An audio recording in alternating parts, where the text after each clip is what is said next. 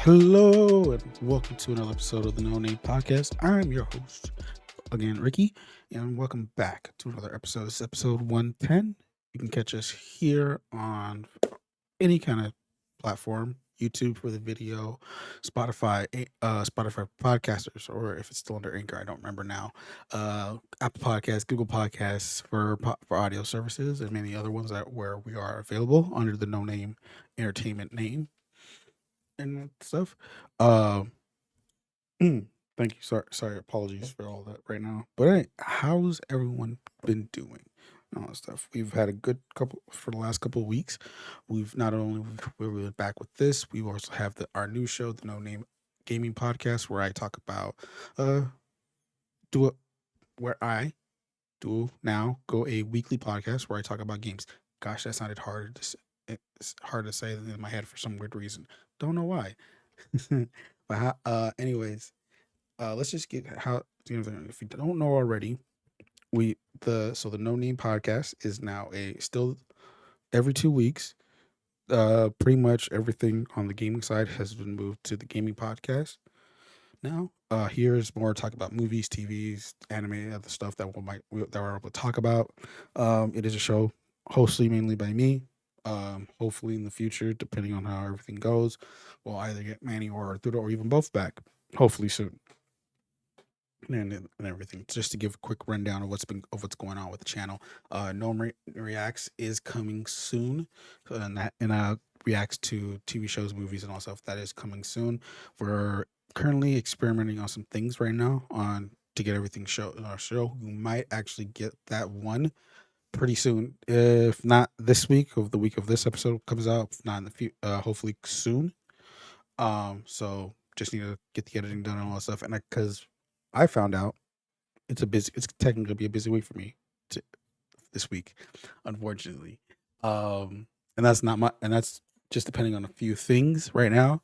All that stuff because I'm doing this recording this episode currently right now to get this posted.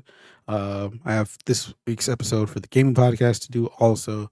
I'm seeing The Flash this week and excuse me, and some other things I have to get done, unfortunately, and all that stuff, which is crazy to believe in itself. I was like, oh, great. I was thinking to myself, I got some time. We got some good stuff to do, get things ready and all that stuff. About to see The Flash this week, which I am excited for, really. And I'll get into that in a bit.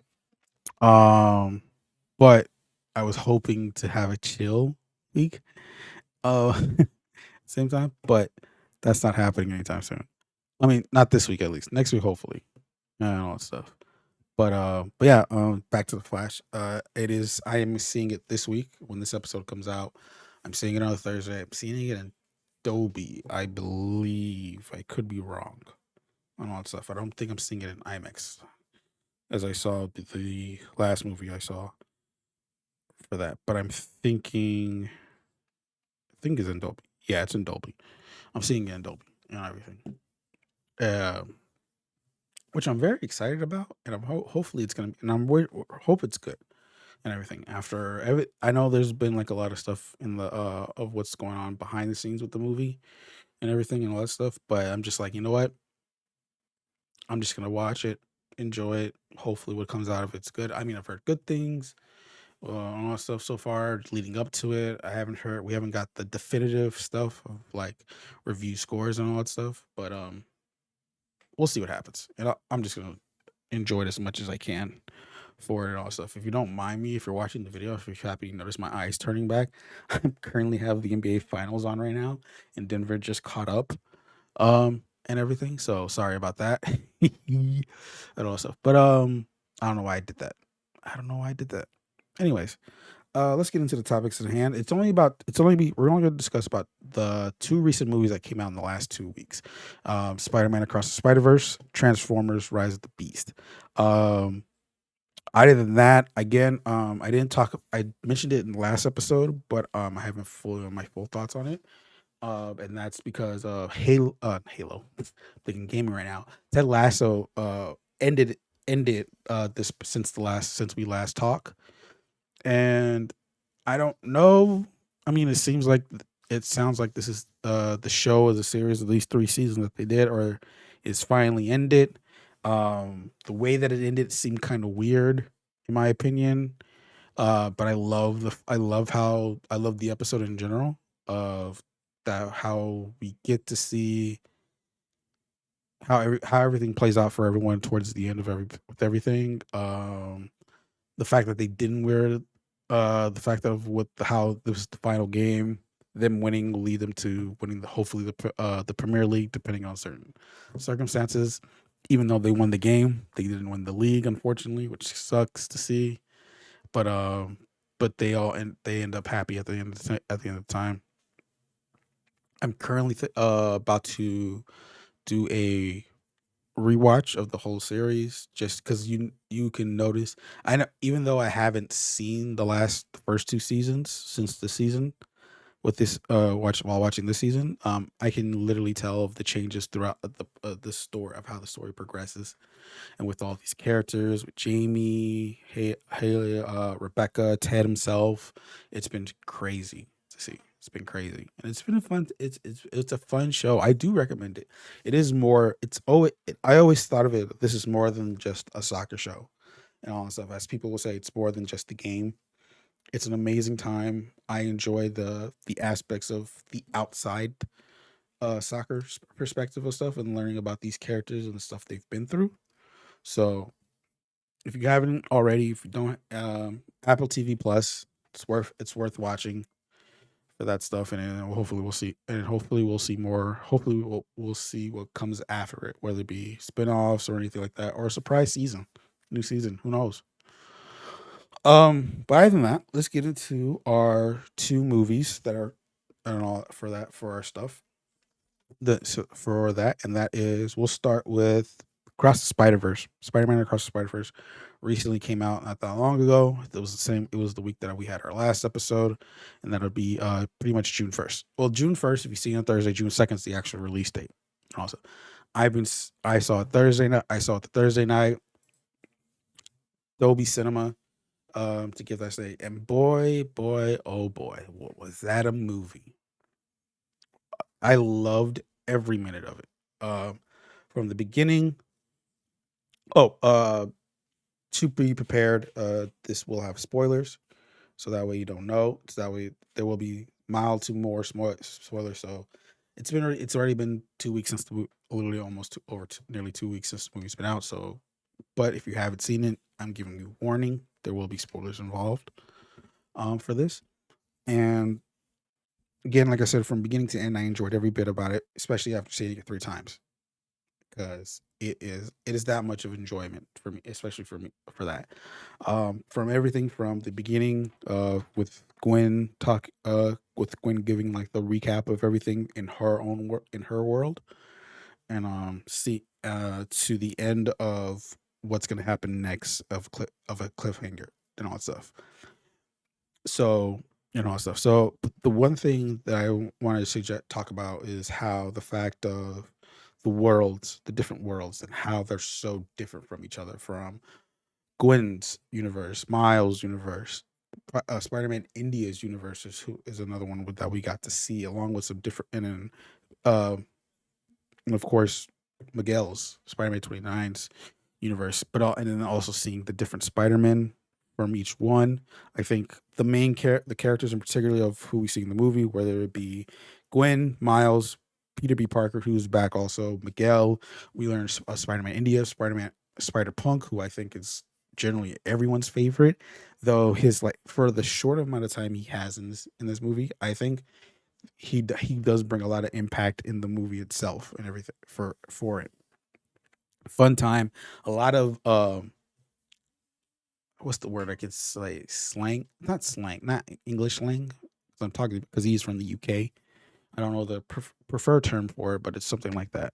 And everything of how he speaks and talks. It's very fun. It's very fun. I know it's people have a hard time understanding it, but it's very fun. To see that and learn and see he's a very interesting character and all that stuff. To talk about Miles older. I think it was like what, a year and 4 months. It's if I remember correctly. Uh, being Spider Man, but also be learning of who he wants to be and who he is. He wants to be his own as much as he wants to be his own person. It is that, but also, of course, knowing who you come from and all that stuff. I think that's one thing about it. I think it's very interesting to see. Um, for that, one thing about it is the fact of what I think of it is this is as much of a Gwen story than as it is as much it is as a Miles. Though Miles is the overall, of course, the overall character. You do learn more about Gwen herself, and then pretty much of what she's like, how it shows in the beginning of what she had to deal with of becoming Spider Woman and all that stuff, and her situation of for that's for everything that's she's dealt with and everything, and then of course now she's like she found Miles and everything after in the first movie and all that stuff, she feels like she's still missing that being back in her world and everything. And it's very and her seeing her journey of what she had to do and what she had to deal with and hiding something from Miles after being now part of the Spider Society and everything, and knowing what she did was if what she did was the good thing or a bad thing. And it comes out towards the end of her going to saving Miles, for that stuff too. Miles as so everything that we see, and so learning about what's of the Spider Verse itself. I kid you not, when the scene pops up with they show of the multiverse, and it's the same tree threads that if you watch Loki, if you've seen Loki and they talk about the multiverse of how that works, it's all branches and everything. You see that you're seeing that first, and then you see the Spider Verse in itself, and then talking about a fixed point in time, or how they call it is canons. It's canons particularly. Canon events and all that stuff. That's pretty much a fixed point in time. Like certain things are supposed to happen in a particular timeline or so. If you've watched Doctor Who, that's what it is, a fixed point in time that it's supposed to happen in this time. In this time for the timeline to be set to be working correctly, and for that, and it makes so much sense of what it is and all that stuff as we learn from what happens in Spider India's world, where the sheriff, not sheriff, the captain was supposed to die, and the result of that of him being saved is seeing this little black hole of sorts, I guess you say, that might consume the whole that world in general. It's not typically, as you could say, is like of an incursion event of what we know from the MCU, or if you read the comic books that led up to Secret Wars back in, oh what not I don't remember the year, damn, because I read that whole thing and I don't remember the year for that. And finding out about Miles in particularly was him being bitten and becoming Spider-Man was not supposed to be a thing at all, as of him becoming an anomaly of sorts. And the fact of them telling him that he needs to watch his dad die and all that stuff doesn't is like you like is telling him is like you we don't know that for sure, because if for the fact that Miles is already an anomaly in itself of that canon event of his world, and then of course that Spider-Man dying, we don't know of what you should. No one's gonna know what's gonna happen because it's based off. You don't know what's gonna happen. No one's gonna know what's gonna happen, and all that stuff. When the point of learning of Spot, uh, which by the way, Spot as a villain in this movie, awesome, very awesome, and everything like that. I know people talk about how he is a lame villain, but you just made him a top tier villain and all that stuff. An amazing villain and all that stuff. Because I remember the Spot back in the animated show in the '90s and all that stuff when I was a kid. And though he didn't do much, he was, and like he was funny and all that stuff. But I always found it interesting and all that stuff. I did find it interesting. I did find him interesting. So the fact that he was the villain in this, he was gonna be like the villain in this movie.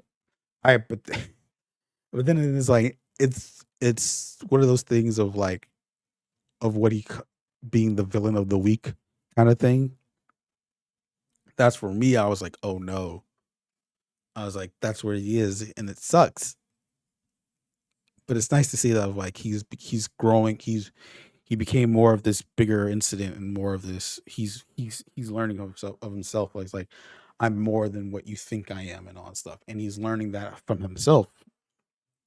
And I, the fact of what he became to be as a Spot was what happened in the first movie of the bagel being thrown at him was awesome. I thought it was awesome. I thought it was quick. I thought it was pretty smart. Of like, oh, how did he become the Spot, and what led him to be like that, and then how he talks about I'm your nemesis. You're the reason why I'm like this. It's like, but because I was literally thinking to myself like, what would have made him be like that? In all honesty, it's like, what was it? And all stuff. The bagel. He was at the Alchemix off building when they took the computer and then poof hit in the head. That sucks. All that stuff. But he was also there when the collider was about to get destroyed, and he I guess looks like he was taking something so that way he could still do his research and boom,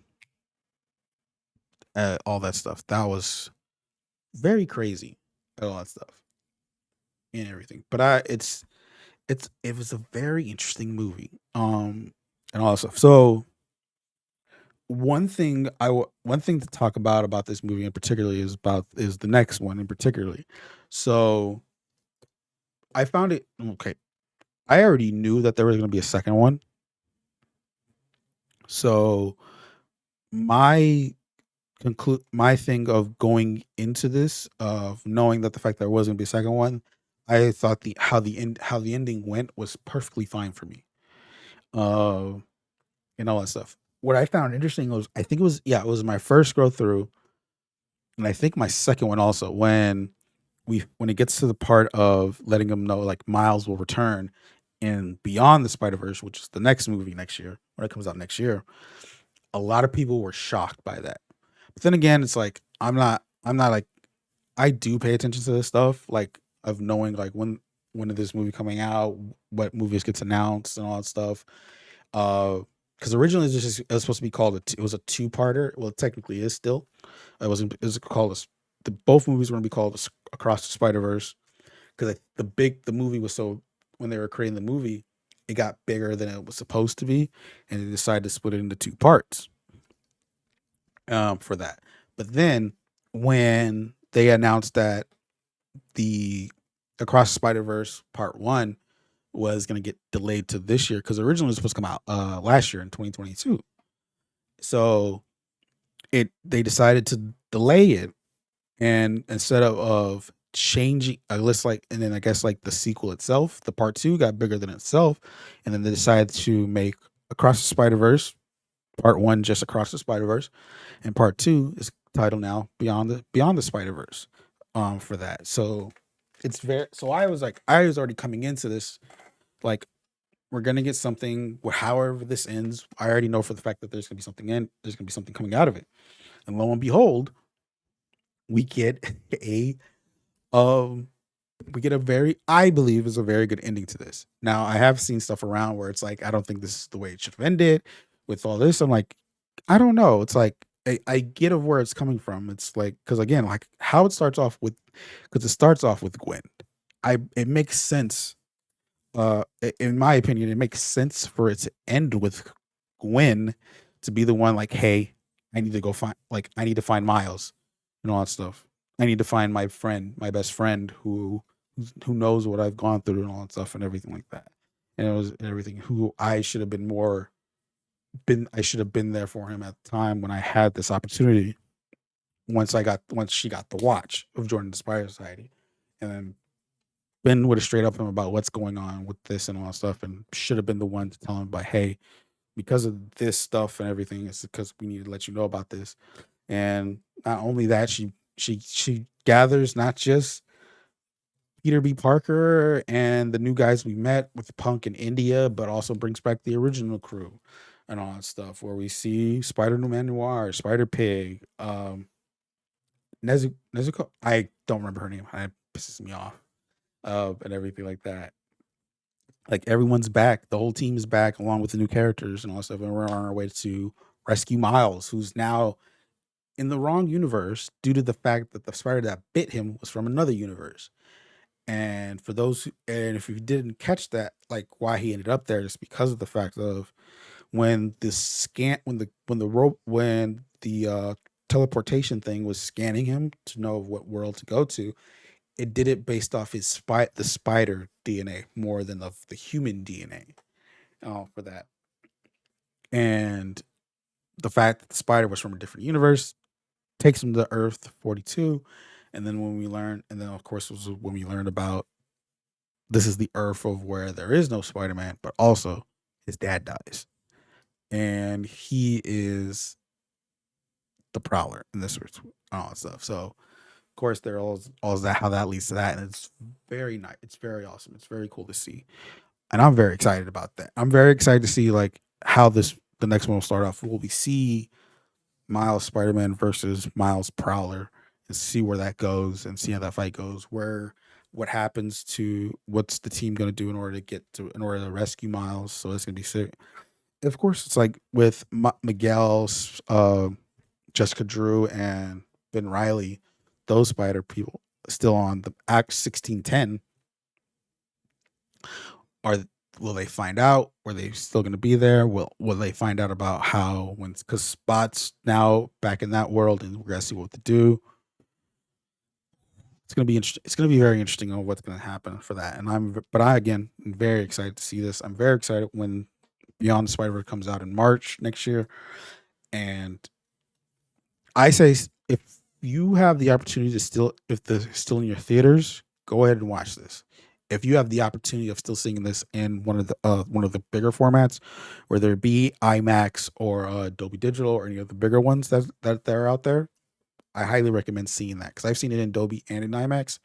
Oh, wow, beautiful, just beautiful, for that stuff.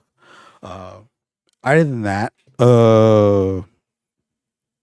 the speaking of Marvel news, also apparently they've released the first 5 minutes of the first episode of Secret Invasion. I haven't seen it yet, but I thought I'd bring that out there. If you go to like the Marvel Studios Twitter, or if you haven't followed, I think that it's on their Instagram also. They provide a website and a code where you can watch it because there was like a whole thing where you can like look for it and all that stuff, like do like this whole puzzle kind of thing, which is interesting. But I thought I'd slide that in there since we're still talking about Marvel.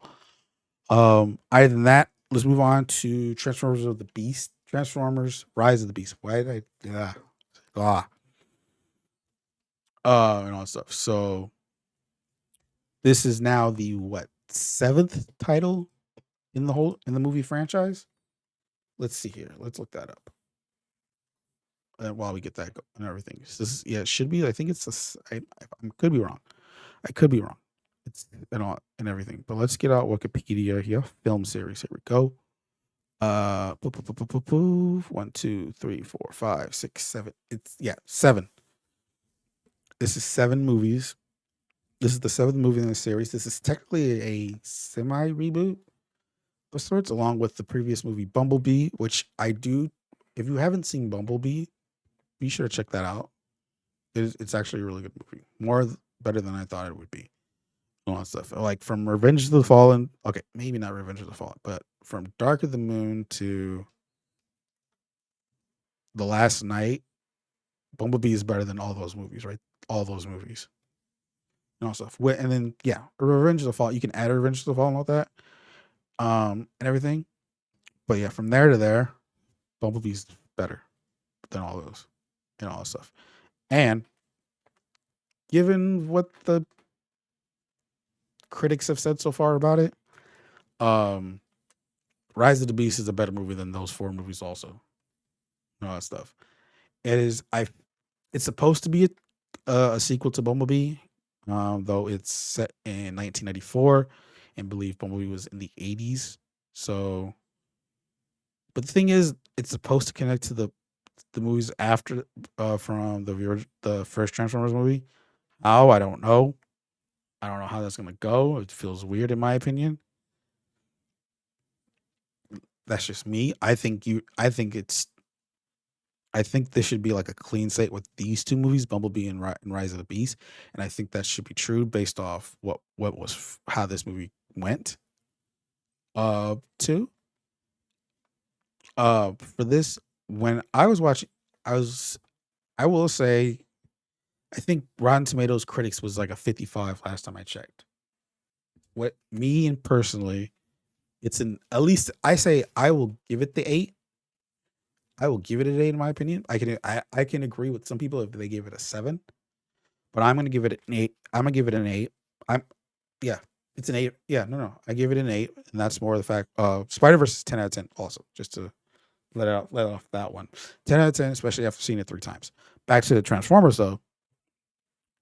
I give it an 8. I do believe I love the the scenes with the Transformers of the fight scenes feel more fluid, the animation of them transforming is just beautiful. I do believe the human aspect side of the movie is way better that has been is much better than any previous ones outside of Bumblebee.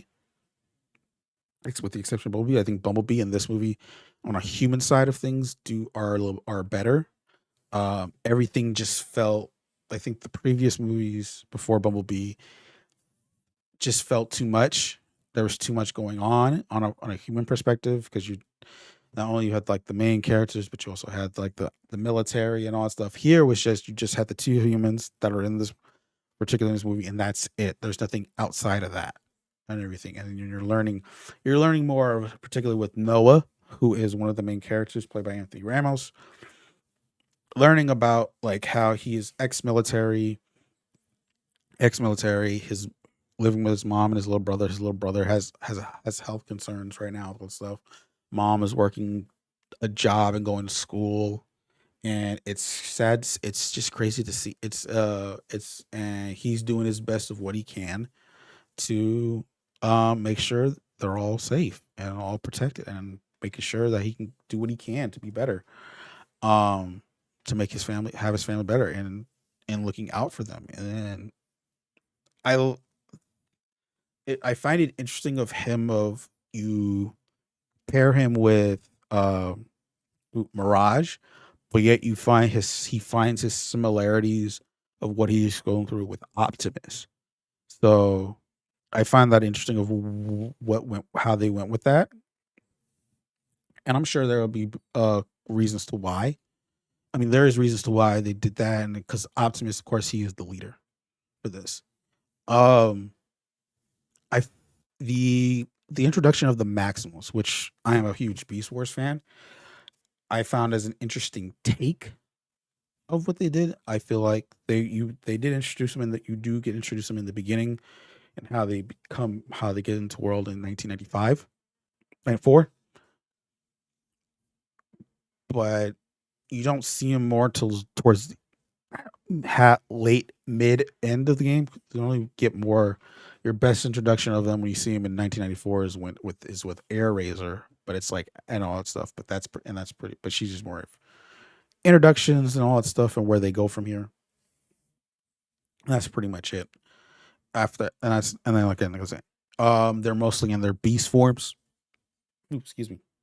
They're mostly in their beast forms. You don't see them transform or maximize as they say until like the beginning of the big fight scene. But either then after that, they do go back into beast form after a certain sequence. So I was hoping a bit more of that. I like the fact of the other Elena's character is not much in my how I felt, but I think she does have like there's important stuff. Of course, she works in a museum. She knows a lot of all stuff about like symbols and everything, like the hieroglyphics of like ancient times. And it's her that figures out of where they need to go and all stuff. Uh, I wouldn't call her it's a waste, but I will say it's like if they would be nice if they added more for her. to see. I think, but the story, like the story where about her dad and all that stuff, was very interesting to see and all that stuff. But again, it's like I just wish there was, I wish there was a bit more for her, and all that stuff. That's all I ask. But other than that, seeing Bumblebee, meeting RC, and the fact that there's more to just them, but and also if I want to know if like it feels like there are more Autobots than they're saying, and the fact it's going to be interesting to see of what they do there. Um, Unicron and the Terracons, uh, simple stuff. I do feel with Scourge and the other two, they feel more simple. Um, I, I, I, but I didn't like the fact of they're more of a simple villain than it is of something having Megatron again for another after so many times of back and forth and everything like that. I know in the con not in the shows and everything, he does turn into like Galvatron from being Unicron and all that stuff and becoming one of his henchmen and all that stuff. But I think I'm kind of okay with the fact that no, we didn't get Megatron in this one. That's fine with not by not having him here. That way it's more of the fact of you're introducing Unicron into this new setup, and he's going to be here for the long run. So maybe next time, if we get Megatron back, he'll be the one that becomes he actually finds a way of getting Unicron into this timeline because it's most likely because it's in the Unicron and the Maximals was all in the beginning of the movie. That's all in the future. So they went into so most of course the Maximals went into the past. It's most likely that's what Megatron's going to do is get him into the proper time, and he'll be there for time to come and all that stuff. So we'll see right there. But we'll see right there. But other than that, I think it's Unicron is there more for a long run, if depending on how these movies goes.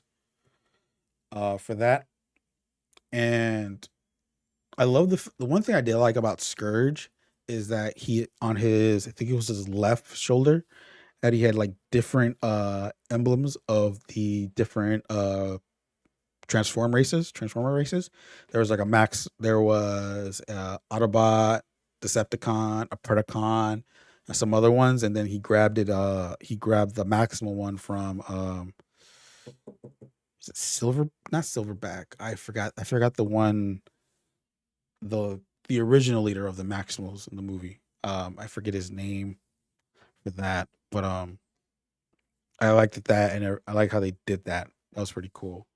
That was a very interesting thing because you don't see because it was a very like you see a Predacon one, but you don't know much about the Predacons really, in my opinion. Other than that, I had a good time with it. It was an enjoy to watch. I will see it again. I probably see it again in theaters. If not, once it hits digital release, I'll most likely get it.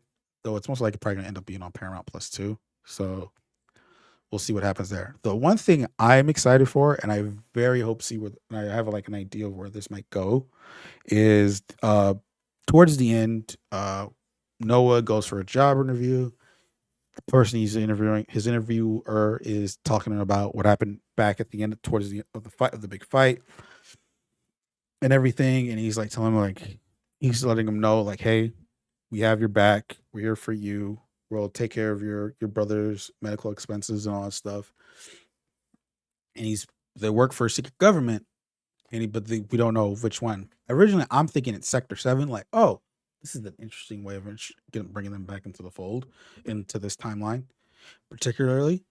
And then like they open the door, you see this little stuff happening here and there, and it's just like, who are these people? This ain't Sector 7.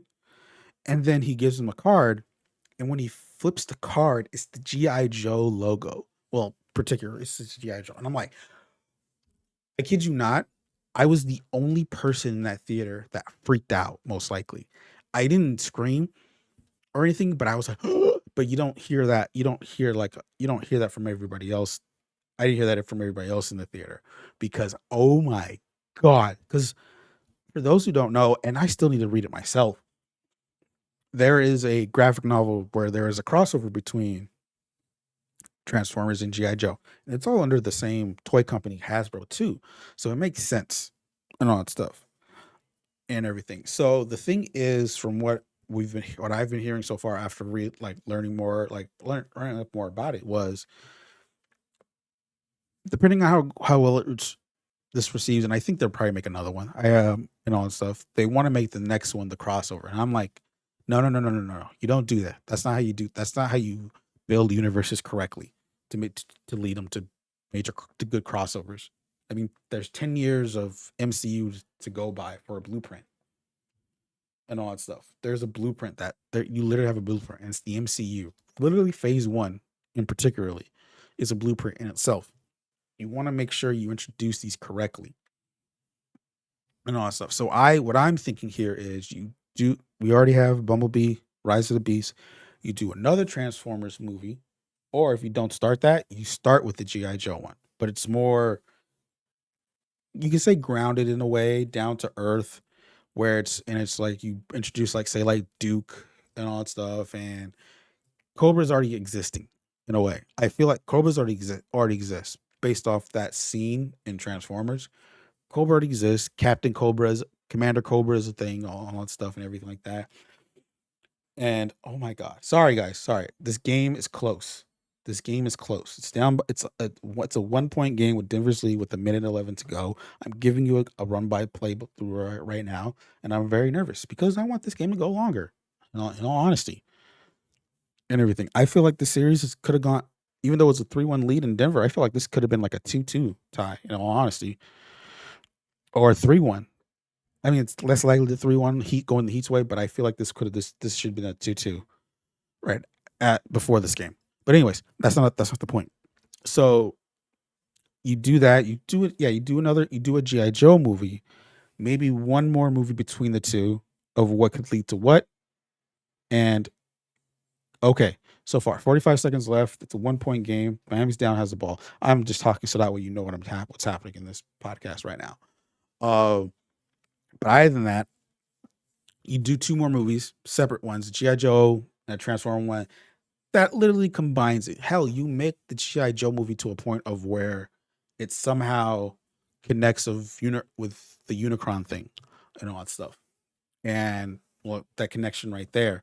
That way, it works together, all that stuff and everything. And then you make that third movie out of those three, the crossover event and all that stuff. And that can be Unicron or the Cobra. Cobra knows something that brings Unicron back to help Megatron and all that stuff. And that's the thing. You don't start the crossover now and all that stuff. I mean, you have the seeds planted in on the next two movies, the individual ones. That way, it comes together to do that one. You have to make it easier. There's a blueprint and all that stuff. Use the blueprint. Don't try to make it easy. Don't try to jump into things immediately just because of something that's well received, in my opinion, about how that went. In my opinion, I was shocked by it. I didn't see that coming at all for that stuff. But I say give it a shot. I know the I'm gonna look it up right now so that way I can check this for you guys. So that way we get a good idea for it and everything. It is a 3 point game currently. Okay, so critically it is a 52. On the audience, it is a 91, which is pretty good. All that stuff, which is pretty good. So audience scores a 91. I do say give it a shot at all that stuff because watch it. It's really enjoyable. If you have, I watched it in IMAX. Totally worth it and all that stuff. Totally worth it for that stuff. It's totally worth it and everything. So just like give it a shot. Watch it. I understand and also it and everything. And again, if you don't want to spend the money, when it comes out digitally, it's most likely gonna be there available on Paramount Plus because that's where it's under. So Paramount Plus will be your best bet to see this. If you want to wait, if you want to see it at home when it's available, on a streaming platform or anything like that. But I had a good time. I enjoyed it. I think it is better than the last four after Transformers One. That's how much I care. Everything. That's how much I care. But yeah, one, two, three, four. Yeah, those four. So anything after Transformers one, out before Bumblebee, yeah, Rise of the Beast is better than those four. Revenge of the Fallen, Dark of the Moon, Age of Extinction, The Last Night. Rise of the Beast is better than those four. I do believe that, and I feel I enjoyed it to a point where I didn't feel disgusted by it because that's how I felt with those four: Fallen, Dark of the Moon, Extinction, and Last Night. I was like, ugh, no stuff. It was just everything. Yeah. But other than that, that's it. That's it for the for what we have to for this week's for this episode. Be sure to check out the No Name Gaming Podcast. Episode 1 is already available. I just pretty much give predictions of the Xbox game showcase. Uh Game showcase for this week's episode. We will be talking about that was shown at the showcase, along with some other stuff in gaming and all that that's happened as the Summer Game Fest, which is past weekend. We got a lot of announcements of a lot of new games and a lot of updates on games that are coming out within the next couple of years, pretty much.